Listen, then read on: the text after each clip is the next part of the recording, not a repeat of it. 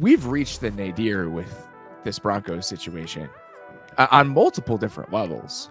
The on-field performance aspect of what the quarterback is doing is truly troubling, but we've known that for a little while. Mm-hmm.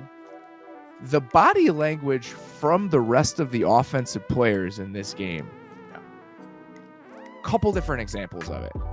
On the pick in the end zone, Courtland Sutton is stomping his feet like a toddler because he's open and Russ refuses to throw him the ball. There was a sack at one point where Russ bails out of the pocket and Dalton Reisner is just fuming. He's just, you very, very, very rarely see an offensive lineman react like that when a quarterback bails out of the pocket in those moments, even when he shouldn't. And then apparently Reisner and Brett Rippon are getting in like a shoving match on the sideline, right? Because Rippon tried to come over and say something to him.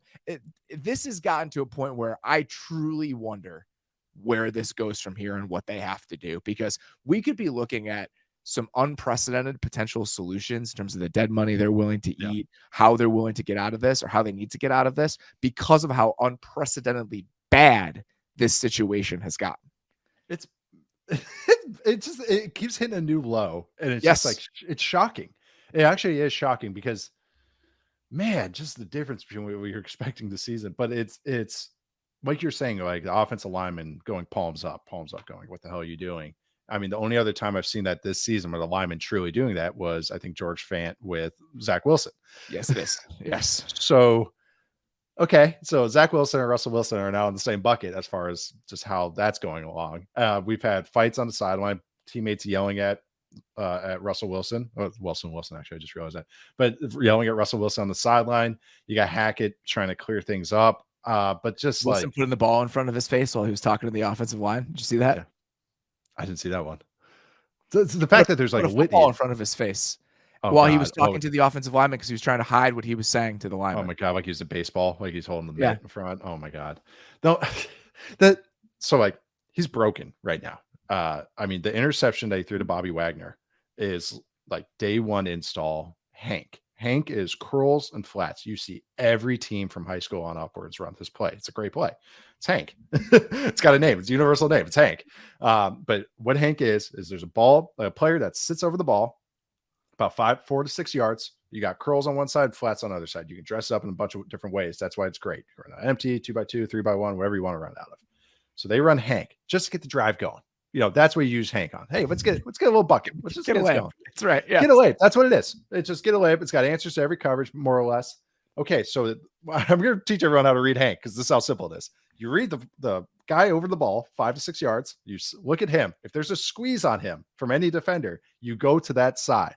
So say if you have number 45 for the Rams, Bobby Wagner, on top of the over the ball route, you look to that side to the curl route. And you read the high low, the curl and the flat.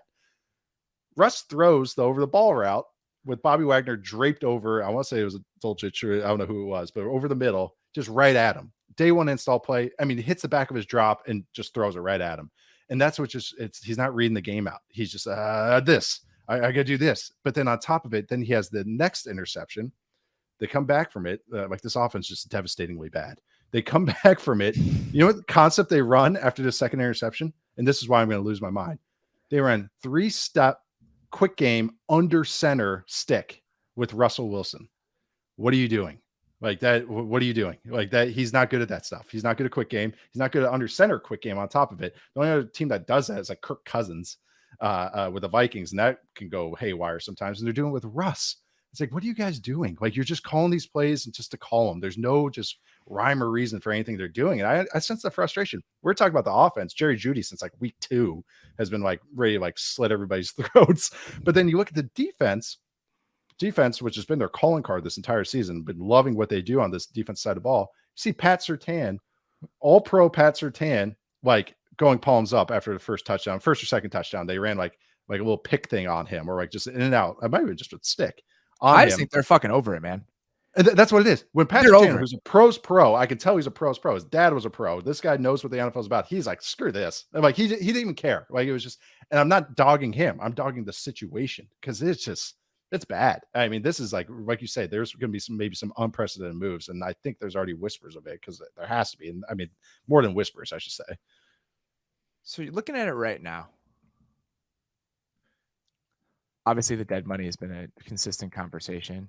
What is it? Some of it's a little bit misleading just because there's a bonus that kicks in at some point, and I think that if they were to convert some of the bonus, they could probably get out of it after next year if they wanted to. Like that's a possibility, but it would still be an astronomical amount. His 2024 option bonus,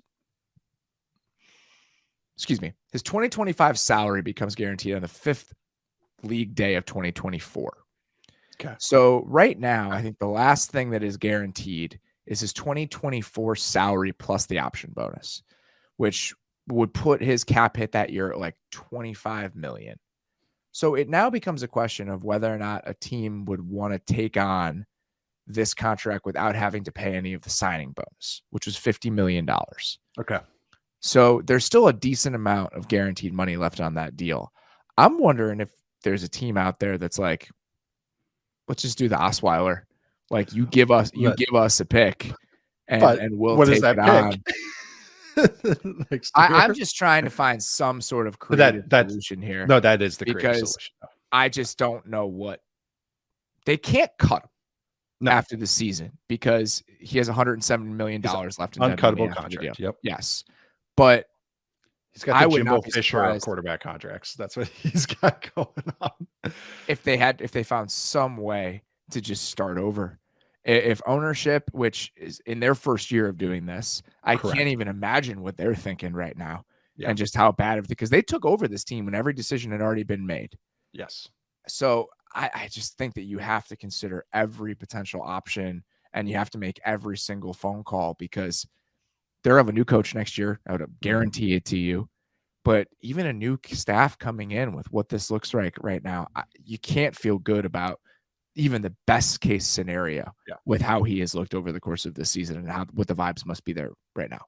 Oh, and just it's statistically like an all-time bad year, and that's it makes it even worse with how the expectations of it at all. And this is supposed to be the franchise guy and everything. It's just too bad. They never reached that. There's so many of these franchises. I was with one, like with our tenure at the Raiders, is you hit some highs and then, it comes unraveled. They never hit any highs. They started off on the worst foot possible with that Seahawks game. So it's just, they had no goodwill to build off of. There's no, you talked about this is just the valleys of it all. There's no peak that they can go like, hey, when this worked, we could do that. So that's why it's a total nuke fest. When you see players just like over it, like that's how you said it. They're just over it. That is so hard to come back from because even with the new coaching staff, man, trust you have to build up. Like if they still have to go, well, you might have this great play design for me, but the quarterback is the same. Like, or I could still play coverage. I love the coverage that you're calling, but are we going to score more than 10 points this game? Like they still have that in the back of their mind. That's why it's just, this situation is just like unprecedentedly just bad. Dire. I keep saying the word dire, but I that's the only word I can use for it. 5 minutes later. Breaking news. The Broncos have fired Nathaniel Hackett. Wow. Before we even finish the show.